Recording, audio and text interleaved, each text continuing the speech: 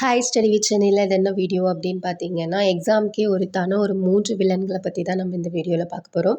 So first வந்து யார் அப்படின்னு பார்த்தீங்கன்னா ஓவர் திங்கிங். நம்ம படிச்சுட்டே இருப்போம், ஒரு 10 மினிட்ஸ் நம்ம படிச்சிருப்போம் அப்படின்னு சொன்னால் அதுக்குள்ளே வேறு வேர்ல்டுக்கு போயிடுவோம். அதுதான் வந்துட்டு over thinking. And second one வந்து பார்த்துட்டிங்கன்னா டிஸ்ட்ராக்ஷன். ஸோ நம்ம படிச்சுட்டே இருப்போம், வேறு எதுலேயோ நம்மளோட செயல்பாடுகள் வேறு எதுலேயோ ஒன்று போயிடும். அண்ட் மெயின் தேர்ட் ஒன் வந்துட்டு நம்மளோட ஸ்மார்ட் ஃபோன். ஸோ இவங்க 3 பேரையும் நம்ம வந்துட்டு சரி பண்ணிட்டோம் அப்படின்னாலே பாதியிலே நம்ம ஜெயிச்சிட்டோன்னு அர்த்தம்.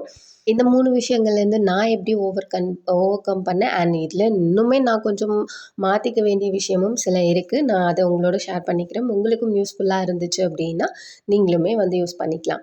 ஃபர்ஸ்ட் வந்துட்டு இந்த திங்கிங், அதாவது இப்போ நம்ம ஃபஸ்ட்டு வந்து படிக்க ஆரம்பிச்சிட்டே இருப்போம். ஒரு 10 to 15 மினிட்ஸ் வந்துட்டு நம்ம ஒரு ரொம்ப அப்படி ஃபோக்கஸ்டாக படிச்சுட்டே இருப்போம். அப்புறம் பார்த்தா நம்மளோட திங்கிங் வேறு எங்கேயோ போயிடும். நம்ம ஏதோ ஒன்று யோசிச்சுட்டு உட்காந்துட்ருப்போம். இதுதான் இருக்கிறதுலே பெரிய ப்ராப்ளம். ஆக்சுவலாக இது நான் எப்படி ஓவர் கம் பண்ணேன் அப்படின்னு சொல்கிறேன். ஃபர்ஸ்ட்டு வந்துட்டு நான் ரொம்ப சைலண்ட்டாக அமைதியாக படிக்கணும்னு ஆசைப்படுவேன். ஸோ அப்படி படிக்கும்போது தான் நம்ம திங்கிங் வேறு எங்கேயோ போயிடும். அதனால் என்ன பண்ணிட்டேன்னா நான் லவுடாக படிக்க ஆரம்பிச்சிட்டேன். சத்தமாக படிக்கும்போது இன்னுமே கூட எனக்கு கான்சன்ட்ரேட்டடாக படிக்கிற மாதிரி இருக்குது. ஃபர்ஸ்ட் ஆஃப் ஆல் நான் ஒரு விஷயம் சொல்லணும். கான்சன்ட்ரேட்டுக்குமே வந்துட்டு நிறைய வித்தியாசம் இருக்குது. கான்சன்ட்ரேட் அப்படிங்கும்போது நம்மளே வந்து ஃபோர்ஸ் பண்ணி படிக்கிறோம். அதாவது இப்போது ஒரு இடத்துல நம்ம இதை படிக்கணும்னு நம்மளை ஃபோர்ஸ் பண்ணுறது பேர் தான் கான்சன்ட்ரேஷன். அட்டென்ஷன் வேறு. நம்ம அட்டென்ஷனாக படிக்கணும்னு தான் நான் சொல்லுவேன், கான்சன்ட்ரேஷனாக படிக்கணுன்றது. ஏன்னா நீங்கள் ஒரு விஷயத்தை ரொம்ப கான்சன்ட்ரேட் பண்ணி படிக்கிறீங்க அப்படின்னா தலைவலி வந்துடும். அதுக்கப்புறம் நம்மளுக்கு படிக்கிறதுக்கு இன்ட்ரெஸ்ட் இருக்காது. அதுவே ஒரு அட்டென்ஷனோட படிக்கிறீங்க. அட்டென்ஷனுக்கு ஒரு எக்ஸாம்பிள் இதை வந்துட்டு இறையன்பு சார் வந்து சொல்லியிருப்பார். ரொம்பவே சூப்பராக இருக்கும். அதாவது ஒரு சிங்கமோ இல்லை ஒரு புலியோ தன் இரையை வந்து அடிக்க போகுது அப்படின்னா அது வந்து அதோட ஃபுல் அட்டென்ஷன் வந்து அந்த இரை மேலே தான் இருக்கும். அதுக்கு வந்து யாருமே இன்னொருத்தவங்க வந்து நீ அதை கொல்லணும், நீ போய் அதை பிடிக்கணும்னு யாருமே அதுக்கு சொல்லுறதே கிடையாது. அதுவே தான் வந்துட்டு அதோட ஃபுல் அட்டென்ஷனுமே வந்துட்டு அது மேலேயே இருக்கும். அதுக்கான அடியை வந்து அதுவும் மெதுவாக தான் எடுத்து வைக்கும், ஒரு அடியாக பொறுமையாக எடுத்து வைக்கும்னு. அதுதான் அட்டென்ஷன் அப்படின்னு சொல்லி அது எனக்குமே யூஸ்ஃபுல் ஆச்சு. அதாவது நம்ம ஒரு விஷயத்தை படிக்கணும் கான்சன்ட்ரேட் பண்ணணும், ஒரு 15 மினிட்ஸ் அது படிக்கணும் நம்மளை ப்ரெஷர் பண்ணி படிக்கும்போது நம்மளுக்கு வந்து அது தலைவலியாக இருக்கும். நம்ம இதை இன்றைக்கி முடிச்சிட்டா நம்ம ஒரு 10 மார்க்ஸ் கம்ப்ளீட் பண்ணிவிடுவோம், ஒரு சிலபஸில் ஒரு லைனே கம்ப்ளீட் பண்ணிவிடுவோன்னு ஒரு இன்ட்ரெஸ்ட்டோடு படிக்க ஆரம்பிக்கணும். அண்ட் அதுக்கப்புறமா வந்துட்டு ஒரு 30 ஆர் 45 மினிட்ஸ்க்கு ஒன்ஸ் வந்து நீங்கள் பிரேக் எடுத்துக்கணும். அதாவது பிரேக் எப்படி இருக்கணும்னா, நீங்கள் அந்த 30 மினிட்ஸ் 40 மினிட்ஸ் வந்து நீங்கள் ஃபுல்லாக படிச்சிட்டீங்க, அந்த இடத்துல உட்காராதீங்க. ஏன்னா நம்மளுக்கு அது உட்காரும்போது நம்மளோட பாடிக்குமே சில வந்துட்டு ப்ராப்ளம் வரும். அதனால் என்ன பண்ணணும் அப்படின்னா 40 மினிட்ஸ் 45 மினிட்ஸ்க்கு வந்துட்டு ஒரு அலாரம் செட் பண்ணிக்கோங்க.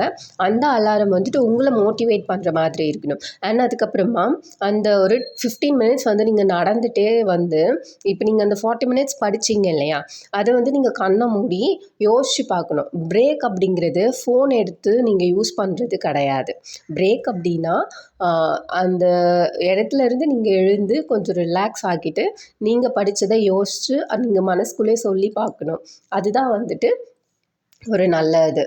ஃபர்ஸ்ட் வந்து நீங்கள் யோசிச்சு பார்த்துருக்கீங்களா, அந்த ஓவர் திங்கிங் எதனால் வரும் அப்படின்னா, இப்போ நீங்கள் ஒரு விஷயத்தை வந்து பண்ணாமல் ஏதாவது ஒன்று பாதியிலே விட்டுருப்பீங்க. அது வந்து ஓவர் திங்கிங்காக வரும்.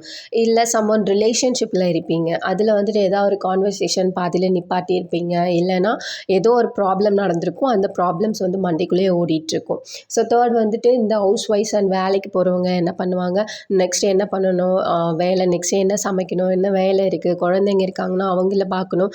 ஸோ இந்த இது ஓடிட்டே இருக்கும். ஸோ இதுக்கு என்ன பண்ணணும் அப்படின்னா, ஃபர்ஸ்ட் வந்துட்டு நீங்கள் ஒன் டேவை வந்து ப்ரிப்பேர் பண்ணிடுங்க.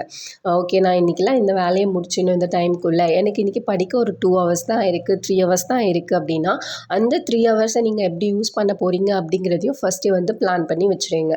இந்த ரிலேஷன்ஷிப் ப்ராப்ளம்லாம் வந்துட்டு நம்ம அவாய்ட் பண்ண முடியாது. அதனால் என்ன பண்ணிக்கணும் அப்படின்னா, அந்த கான்வர்சேஷனையும் வந்துட்டு நீங்கள் எக்ஸாம் முடிகிற வரைக்கும் கம்மி பண்ணிக்கிட்டீங்கன்னா இன்னுமே பெஸ்ட்டாக இருக்கும்.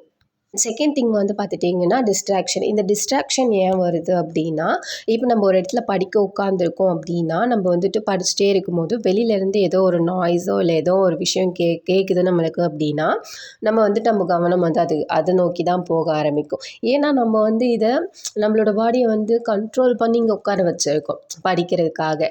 இது நம்ம வந்து சில பேர் இஷ்டப்பட்டு படிக்கலாம், சில பேர் வந்துட்டு நம்ம ஒரு வேலைக்கு போகணுமே அப்படிங்கிற ஒரு இன்டென்ஷனோட படிக்கலாம். What ever it is. ஆனால் நம்ம இந்த இடத்துல நம்மளை வந்து கட்டுப்படுத்தி தான் உட்கார வச்சுருக்கோம். ஸோ அதனால நம்மளுக்கு பிடிச்ச ஒரு விஷயம் வந்து வெளியிலேருந்து வரும்பொழுது ஆட்டோமேட்டிக்காக நம்மளோட கவனம் வந்து அங்கே மாற தான் ஆரம்பிக்கும். ஸோ இதுக்கு என்ன பண்ணணும் அப்படின்னா, நீங்கள் படிக்கிறதுக்கு கான்ஸ்டண்ட்டாக ஒரு பிளேஸ் இருக்கணும். அந்த பிளேஸில் வந்து உங்களை டிஸ்ட்ராக்ட் பண்ணுறதுக்கான எந்த ஒரு பொருளுமே இருக்கக்கூடாது. நிறைய உங்களை மோட்டிவேட் பண்ணுற மாதிரியான விஷயங்களையும் நீங்கள் பக்கத்தில் வச்சுக்கோங்க. அண்ட் படிக்கிறதுக்குன்னு ஒரு இடத்த வந்து நீங்கள் கம்பல்சரி ஃபிக்ஸ் பண்ணிக்கணும். ஏன்னா அந்த இடத்துக்கு போனால் உங்களுக்கு படிக்கணும் அப்படிங்கிற மைண்ட் செட் ஆட்டோமேட்டிக்காக வரணும். ஸோ அந்த மாதிரி ஒரு 21 டேஸ் வந்து நீங்கள் இதை ஃபாலோ பண்ணிட்டீங்க அப்படின்னா, அந்த இடத்துக்கு போனாலே ஆட்டோமேட்டிக்காக உங்கள் மைண்டு வந்து படிக்கிறதுக்கு உட்காந்துரும். அதே மாதிரி வெளியிலேருந்து எந்த சவுண்ட்ஸும் வர மாதிரி வச்சுக்காதீங்க.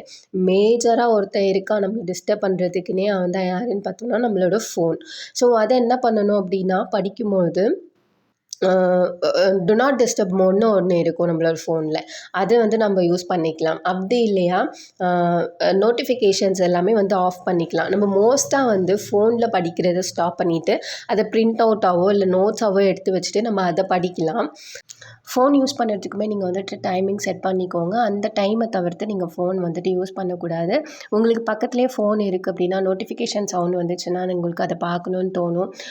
இல்லையா நம்ம வந்துட்டு கொஞ்சம் கொஞ்சம் டயர்டாகி கொஞ்சம் இதுவாக இருக்கும்போது சரி இது ஒரு 5 மினிட்ஸ் வந்துட்டு நம்ம ஃபோனை வந்து ரீல்ஸ் பார்த்துட்டு அதுக்கப்புறம் படிக்கலான்னு நீங்கள் 5 மினிட்ஸ் நினைப்பீங்க, அது ½ அன் ஹவர் இழுத்து விட்டுரும்.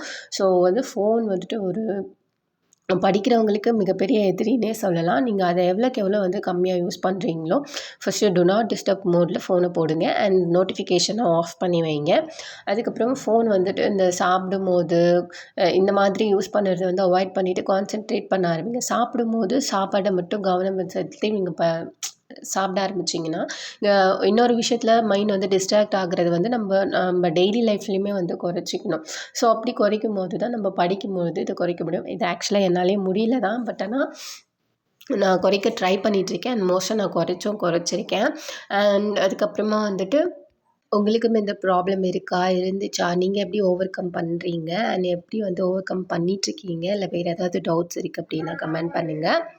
எனக்கு தெரிஞ்ச நான் ஃபாலோ பண்ண சில டிப்ஸை நான் உங்கள் கூட ஷேர் பண்ணிக்கிறேன். அண்ட் 2026 உங்களோடது அப்படின்னா நீங்கள் அதுக்கான உழைப்பை போட ஆரம்பிச்சிடுங்க. All the best.